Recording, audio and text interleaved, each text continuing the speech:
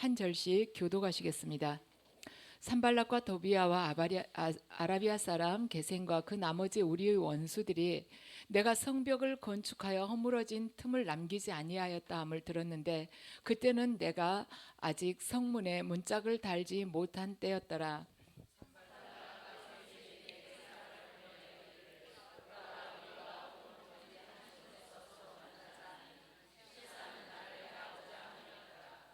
내가 곧 그들에게 사자들을 보내어 이르기를 내가 이제 큰 역사를 하니 내려가지 못하겠노라. 어찌하여 역사를 중지하게 하고 너에게로 내려가겠느냐 하매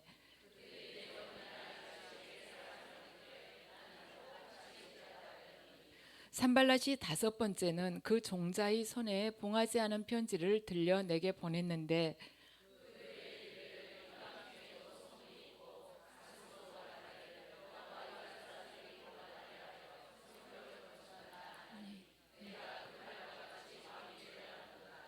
또 내가 선지자를 세워 예루살렘에서 너를 들어 선전하기를 유다의 왕이 있다 하게 하였으니 지금 이 말이 왕에게 들릴지라.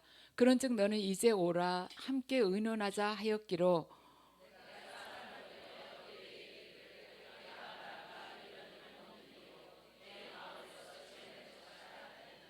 이는 그들이 다 우리를 두렵게 하고자 하여 말하기를 그들이 손이 피곤하여 역사를 중지하고 이루지 못하리라 함이라. 이제 내 손을 힘있게 하옵소서 하였노라.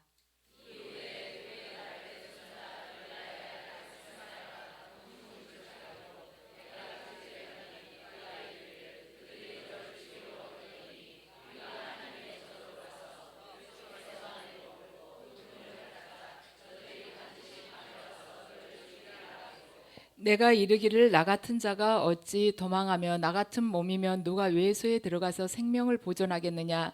나는 들어가지 않겠노라 하고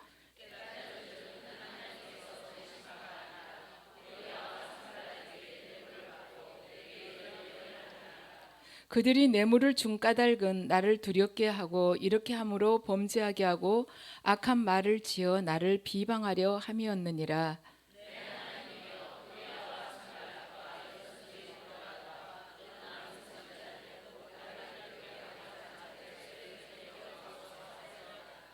성벽 역사가 52일 만인 엘룰월 25일에 끝남에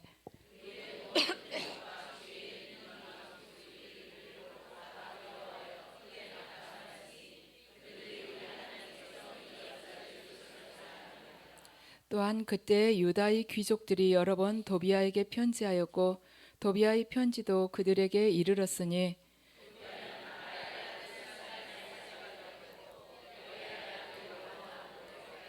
아들 무슬람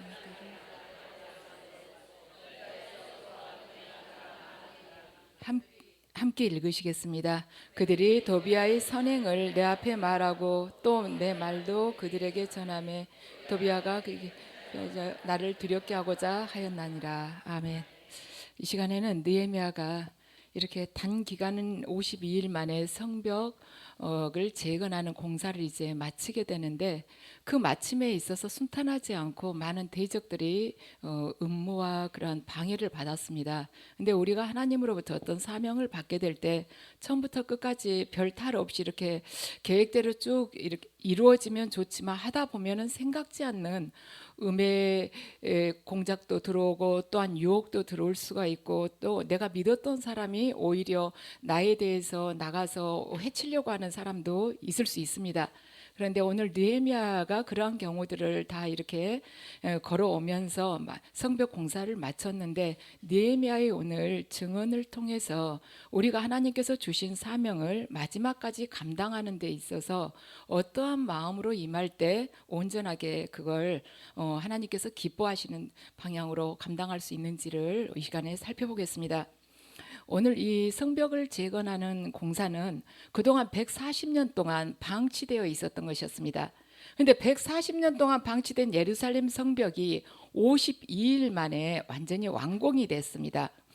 근데 느헤미야는 오늘 본문을 통해서 성벽 공사를 할 때 완공되지 못하도록 대적들이 어떤 계교를 꾸몄고 또한 유대의 지도층들이면서도 하나님을 떠나서 세상하고 타협하면서 신앙의 그 정조를 지키지 못한 자들이 어떻게 이렇게 하나님을 떠나고 또한 신앙 안에서 하나님 일이 이루어지지 못하게 방해를 했는지 이야기를 하고 있습니다. 그래서 크리스천들은 사명에 살고 사명에 죽는 자들인데, 오늘 느헤미야를 통해서 숱한 방해에도 불구하고 52일만이라는 이러한 짧은 기간의 성벽을 재건한 그의 삶의 태도를 보면서 우리가 하나님의 부르심을 입은 우리들이 어떤 마음 자세로 걸어가야 될 것인지 느헤미야를 통해서 이 시간 살펴보겠습니다. 첫 번째로는 일을 하다 보면 오늘 느헤미야처럼 중상모략을 이렇게 받을 수도 있는데 그것을 이겨내야 된다는 것입니다. 본문을 보면 산발락과 도비아와 겟셈이 느헤미야를 살해하기 위한 괴계를 꾸밉니다. 그때가 언제냐면 성벽은 다 이제 세워놓고 성문만 달면 될 때였어요. 그러니까 마귀들로서는 바짝 긴장을 하죠. 이제 성문만 마지막 저 공사만 하면 이제 자기들은 두렵고 이제는 함부로 할 수 없는 그러한 상태가 된 것입니다. 그러니까 최고로 이제 공격을 올릴 때였었습니다.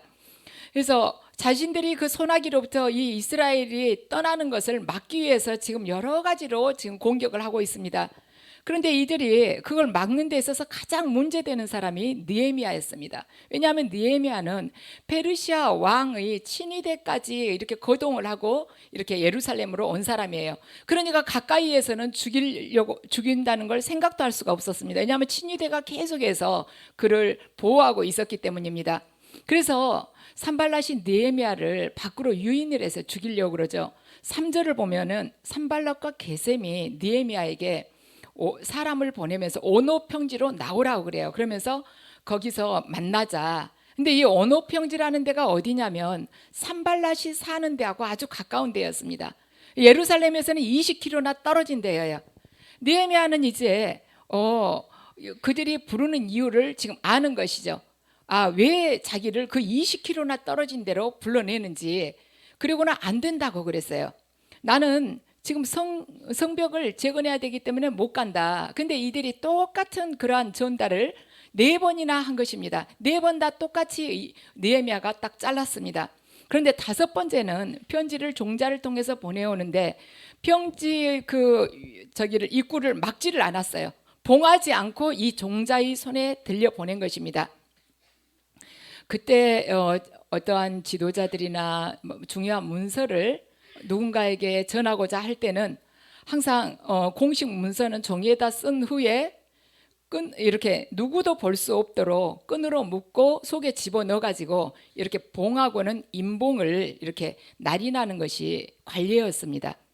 그런데 그렇게 하게 되면 이제 봉하고 인봉을 딱 날인을 하면 아무도 손을 못 대죠. 그런데 산발랏이 편지를 봉하지 않고 종자에게 보낸 것입니다. 그 이유는 뭐냐면 가다가 열어보라는 거예요. 열어봐도 상관이 없는 것이죠. 뭐 보고 다시 넣어놓으면 되니까. 그래서 그걸 보고 그 소문을 자기가 직접 안 내고 이 종자나 다른 본 사람들을 입을 통해서 그 소문이 나기를 원한 것입니다. 그러면서 그 편지의 내용이 다른 사람들에게 다 전해지기 원한 것이죠. 고대 로마나 이 페르시아 제국이나 다른 것들은 많이 허용을 해줬어요. 이 제국을 이끌어가는 데 있어서. 그런데 이 큰 제국을 이끌어가는 데 있어서 봐주지 않은 것이 하나가 있었는데 그건 뭐냐면 반역이었습니다. 그 나라에 대한 반역죄.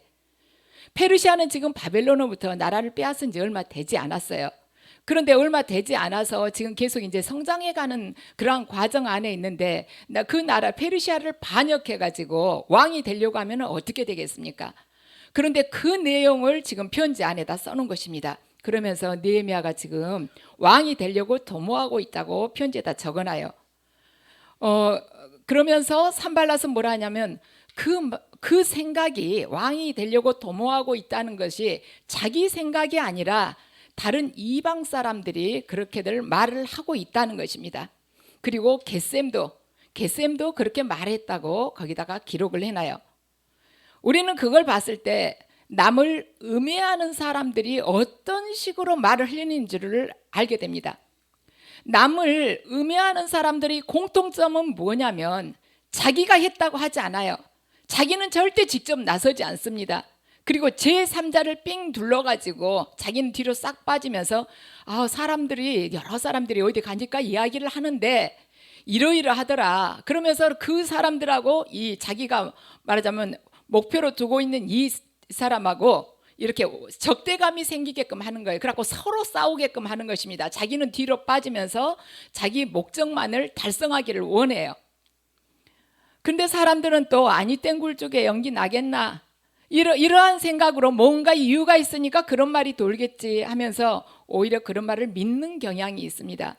그래서 우리가 살아가면서 어떤 일을 하든지 남한테 핑계를 댄다 할지, 어떠한 어려운 상황에서 자기 탓이 아니고 누구 때문에 이렇게 됐달지 그러한 비굴한 태도는 취해서도 안 되는 것이고, 자기가 뭔가를 누구한테 부탁을 하고 싶으면 그냥 당당하게 나서서 그냥 부탁하는 거예요. 사람이 다 넉넉하거나 완벽하지는 않기 때문에. 그리고 공동체 안에서 어떤 일에 대한 책임, 내가 이제 뭔가를 맡고 있는데 거기서 좀 안 좋은 일이 생겼다. 그럴 경우에 자기한테 어떤 이야기가 닥치면 그냥 그러나 보다 하고 그냥 그걸 감내를 하는 것입니다. 누구 때문에 이렇게 됐는데 보라고 그러면서 버선을 거꾸러서 뒤집어 가지고 보여주려고 하는 듯이 증거를 겪고 대해서 내가 이걸 겪고 이 말하자면 누명을 벗어야겠다는 식으로 그 일을 가지고 시시비비하고 있으면 정작 하나님께서 나에게 맡겨준 일은 하지 못하고 작은 일에 매달리다가 끝나버릴 수 있는 것입니다. 느헤미야는 일일이 시비를 가려고 하지 않고 산발랏의 그 편지 내용에 대해서 이런지하로 딱 부인을 했습니다. 그래서 하나님께서 주신 사명을 감당하려고 할 때 마귀의 공격에 대해서 내 자신의 결백함, 내가 얼마나 무죄한지를 그것을 입증하기 위해서 쓸데없는 힘과 시간을 낭비한다면 우리는 몇 걸음 가지 못하고 시작하다가 중도에 주저앉게 될 것이에요. 그렇지만 어떠한 공격이 온다 할지라도 나에게 음해를 하든 나를 어디 구렁텅이로 빠뜨리려 하든 아니면 나를 고립되게 만들든 거기에 대해서 개의치 않고 그냥 주님께 맡기고 전진하는 것입니다. 그러면 하나님께서는 때가 되면 반드시 진실을 밝혀주세요. 근데 그런 문제에 매달리면서 남이 나를 어떻게 생각할까? 내 이미지가 얼마나 나빠졌을까? 정말 억울하다. 나 이렇게 하고는 살 수 없어. 거기다가 시간이나 에너지를 보낼 필요가 없다는 것이죠. 하나님은 아실 것이며 진실은 결국에 밝혀진다. 그리고 우리가 그런 음모에 같이 가담할 필요도 없고 동조할 필요도 없습니다. 하나님께서 기뻐하시지 않기 때문이죠. 잠언 29장 25절 말씀을 보면 사람을 두려워하면 올무에 걸리게 되거니와 여호와를 의지하는 자는 안전하리라. 우리가 사명을 감당하면서 그 길을 걸어가게 될 때 사람들로부터 정말 애매한 오해를 받고 정말 내 등 뒤에서 수군수군 대는 소리를 들을 수도 있습니다.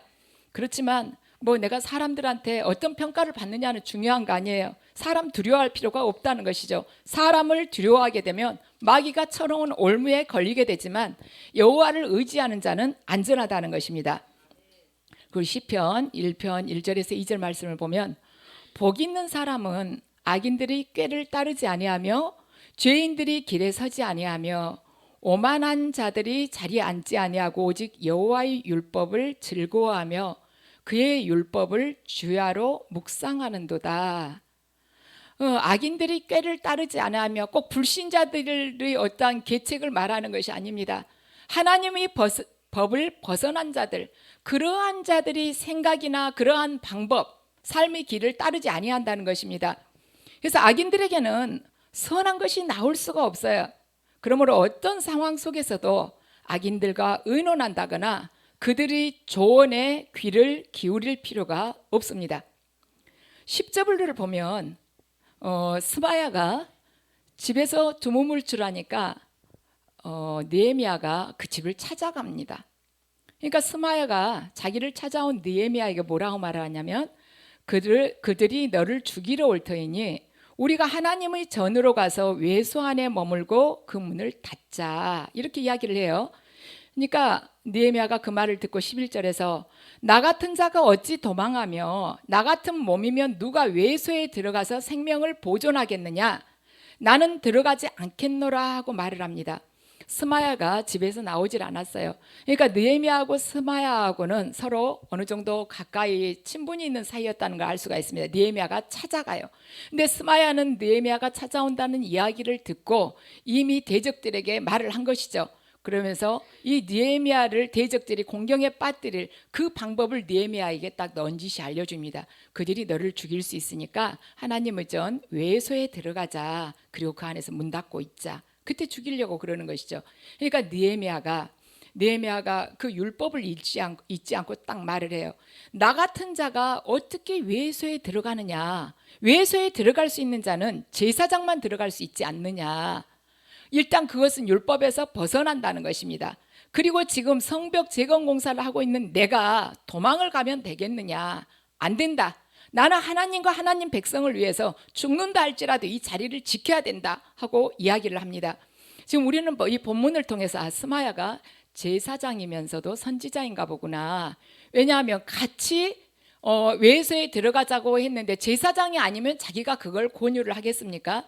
그리고 하나님의 뜻인 것처럼 여기 거짓 예언을 하고 있는데 어느 정도 평소에 조금 예언을 한다고 했겠죠. 근데 느헤미야에게 거짓 예언을 하고 있다는 것입니다. 느헤미야가 거짓 예언 한 줄을 알았죠.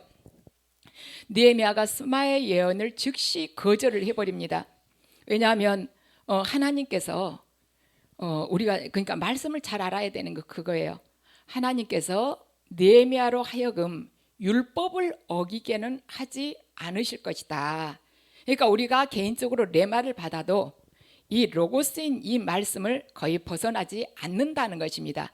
그래서 느헤미야는 그 자리에서 자기가 즉시 무릎 꿇고 앉아서 예언을 받진 않았다 할지라도 율법으로 주신 이 하나님의 말씀을 절대 하나님께서 한 개인에게 계시를 주셨다 할지라도 이걸 벗어나지 않는다는 것을 알고 딱 이야기를 하는 것입니다.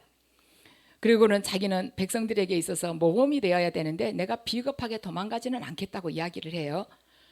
그래서 그는 하나님과 하나님 백성을 위해서 죽기를 마다하지 않는 자였습니다. 지금 사탄이 스마야나 산발랏이나 도비아나 게셈을 통해서 지금 느헤미야를 계속해서 죽이려고 하고 있어요. 그런데 느헤미야가 딱 단호하게 한마디로 탁탁 끊어서 그 공격을 막아버리죠.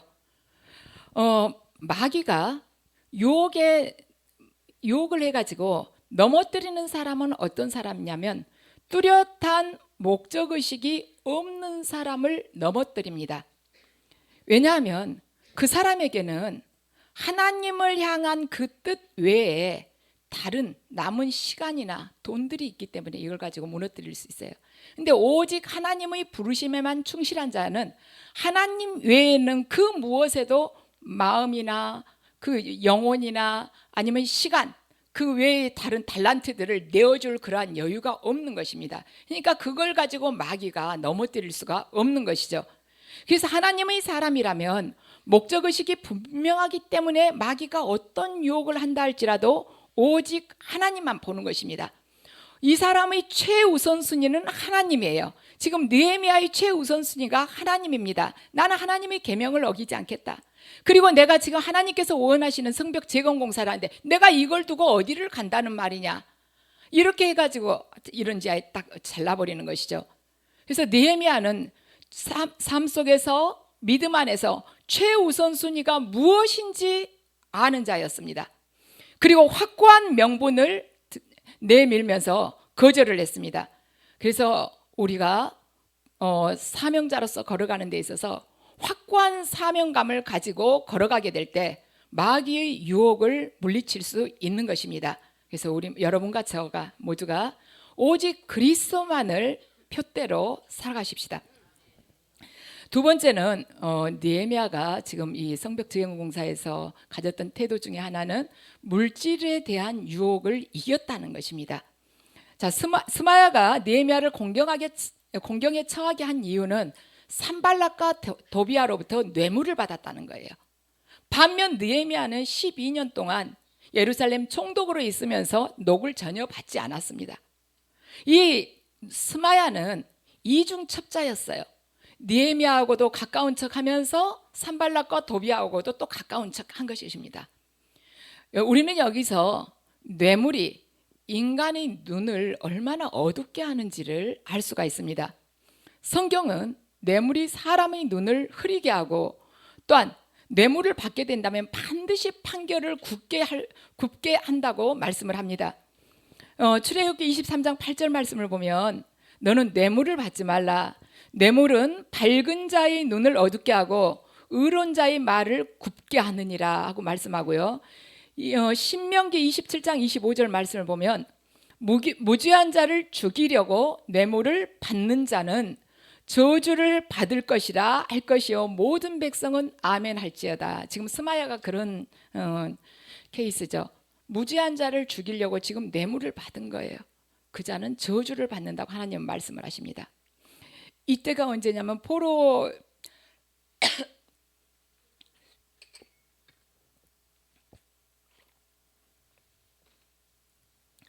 생활에서 돌아와서 다들 지금 어려운 시대였어요. 그러니까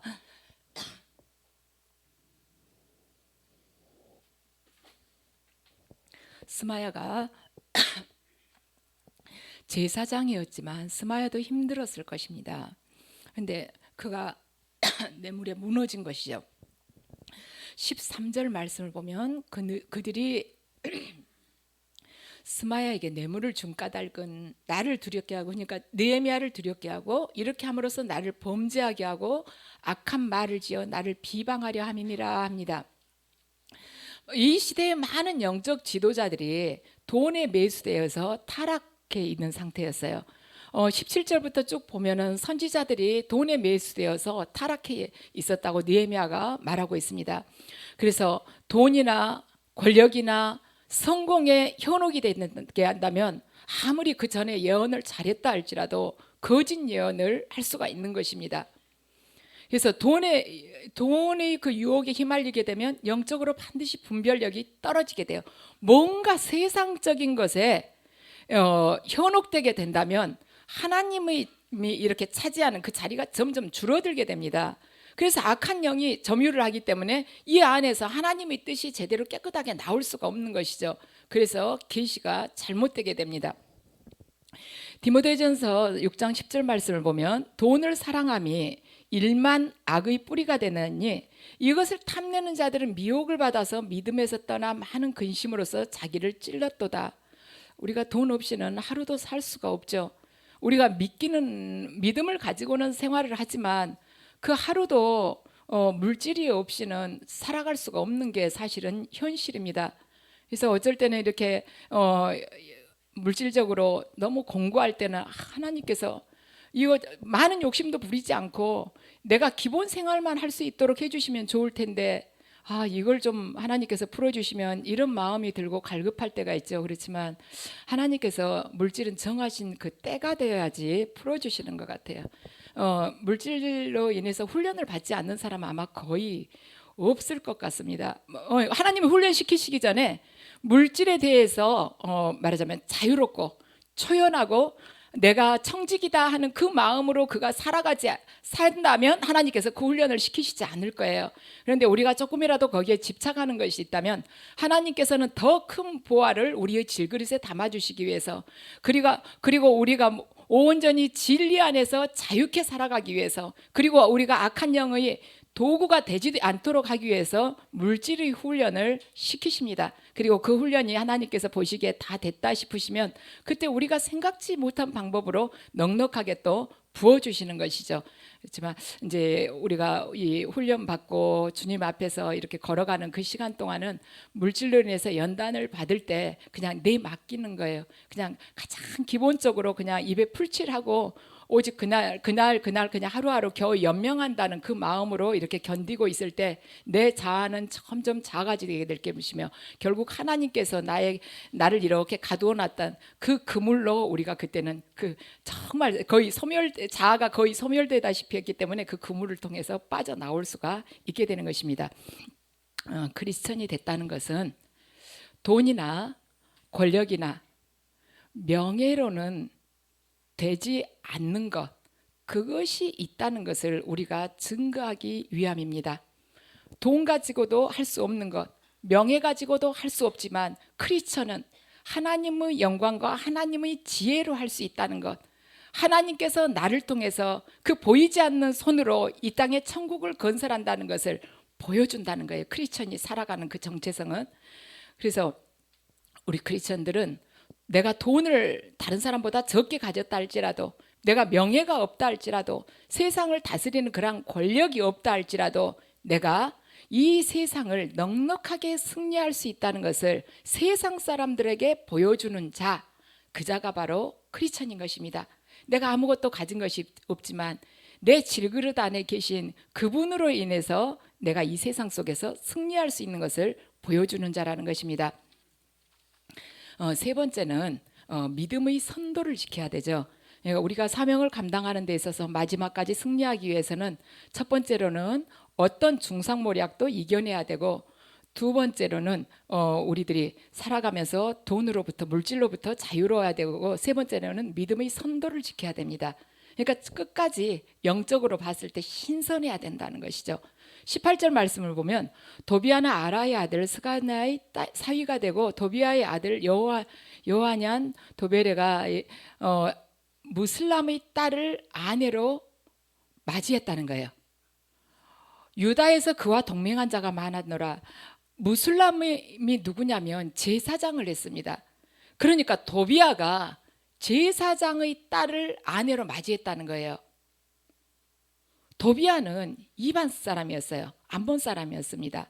그런데 제사장이 자기 딸을 이방인에게 준 것입니다. 유대 제사장이요. 이방인과 결혼을 시킨 것입니다.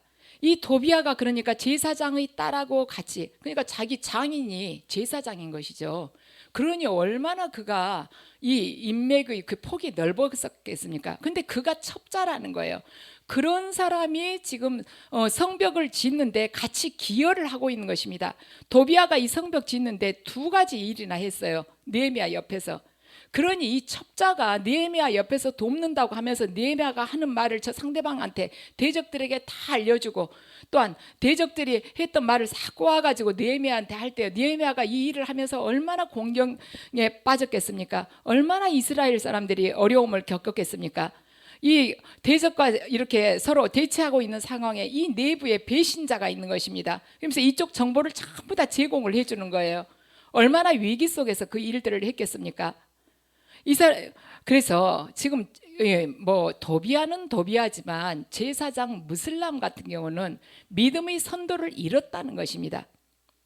도비아는 자신의 안전과 이익을 위해서 계속해서 줄타기를 하고 있었어요. 그래서 계속 강한 자한테 빌붙어서 자기 이익을 취하고 있었습니다.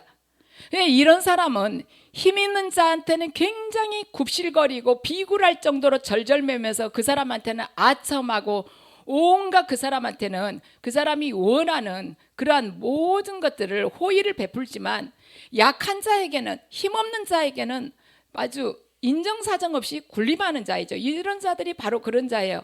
좀 강한 자한테는 한없이 옆에서 보면 역겨울 정도로, 그리고 힘없는 자한테는 너무나도 인격이고 모독하면서 그렇게 할 수 있는 자이죠. 이 사람은 정략 결혼을 해서 유대 지도층들 중에서 자기 편이 많았었어요. 그래서 이 사람이 지금 느헤미야 옆에서 계속해서 이런저런 이야기를 전하는 것이죠. 첩자 노릇하면서. 잠언 28장 4절 말씀을 보면 율법을 버린 자는 악인을 칭찬하나 율법을 지키는 자는 악인을 버리느니라. 도비아가 그 유대 땅에서 칭찬을 많이 들었습니다. 그러니까 도비아를 칭찬하는 유대인들이라고 하면은 지금 성경 말씀대로 율법을 버린 자이죠.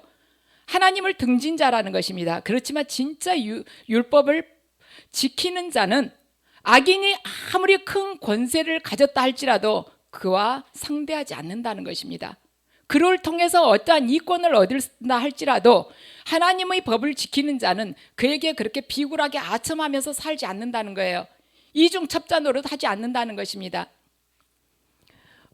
세상적인 방법을 가지고 이 정도는 괜찮다고 생각하는 사람, 그 사람은 이미 하나님의 법에서 떠나간 것입니다. 하나님 법에서 어긋났는데 이 정도는 괜찮아, 요즘 세상이 얼마나 악한데 이 정도는 괜찮아 한 사람, 그 사람이 그 정도, 이 정도라는 그 기준은 끝이 없이 무너질 수 있는 것입니다. 그래서 아닌 것은 아니에요. 주님이 아니라고 말씀하시는 그 길은 그냥 돌아서야 되는 것입니다. 그래서 내가 누구를 칭찬하고 누구를 부러워하는지 그걸 보면요, 내 우상이 누구인지 알 수가 있어요. 그래서 우리는 내가 우상으로 바라보는 자, 그 자의 종이 되어서 살아가는 것입니다.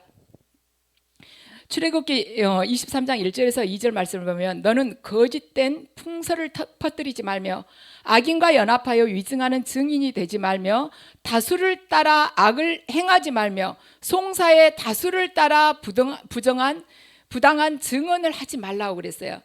지금 도비아 같은 경우는 여러 사람이 유대 사람들이 칭찬하는 사람이에요. 그런데 지금 하나님께서는 이 성경 말씀을 통해서 도비아가 악인이라고 지금 평하고 계시지 않습니까? 많은 사람들이 칭찬한다고 많은 사람들이 옳다 해서 진리가 아니라는 것입니다. 민주주의는 다수결에 따라서 의사를 결정하지만 하나님은 다수를 따라가면서 악을 행하지 말라고 그러시는 것입니다. 많은 사람들이 가는 길이라서 진리의 길이 아니라는 거예요. 민주주의는 다수결에 의해서 많은 사람들이 원하는 대로 끌고 가요. 그런데 하나님 법은 아니라는 것이죠. 다수가 악을 따라간다면 그 길을 버리라는 것입니다. 왜냐하면 그 의견이 바로 악이기 때문이죠.